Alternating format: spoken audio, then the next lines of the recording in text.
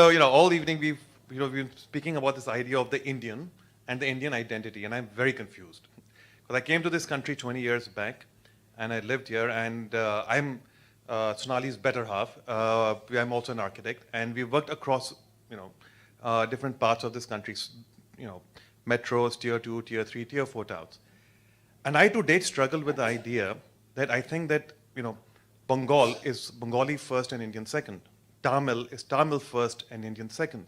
The notion of the Indian nationhood is actually a very nebulous construct.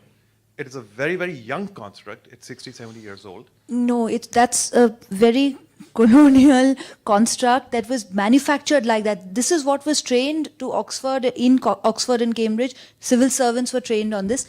The idea of India is very old. That's why we were talking about the pilgrim routes. No. You're completely wrong. There is a region, okay?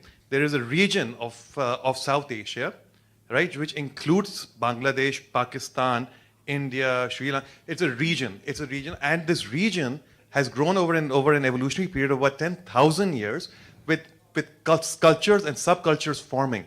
The idea of India is colonial. It is not. No. So let me can I finish my point if you don't mind?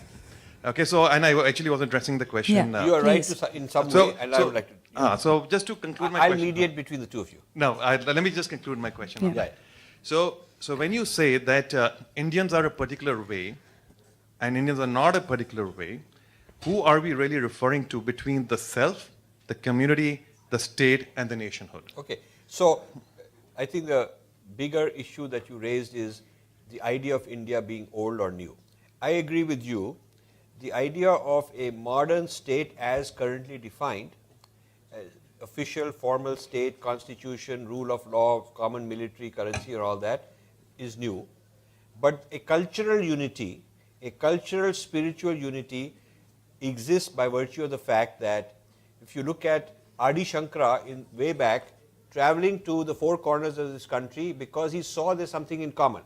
Every 100 miles a different language, but still it is, if this is not common, why would he consider this the space, this is the geography that he has to boundary with these mattas that he started.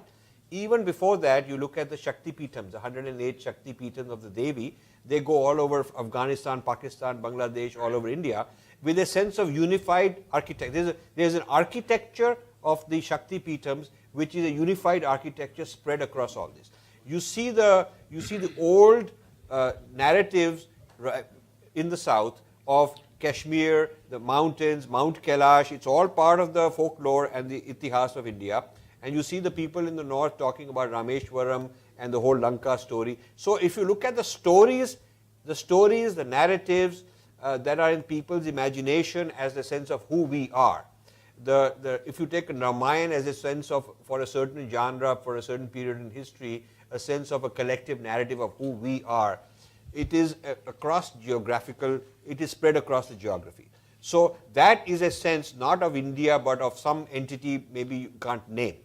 It is not a political... Bharat Varsha, this term exists for a long time. And just to add one example that I'll give you from a field that is not considered religious, drama, the Natya Shastra, that is the area of my study. My PhD is on the Natya Shastra.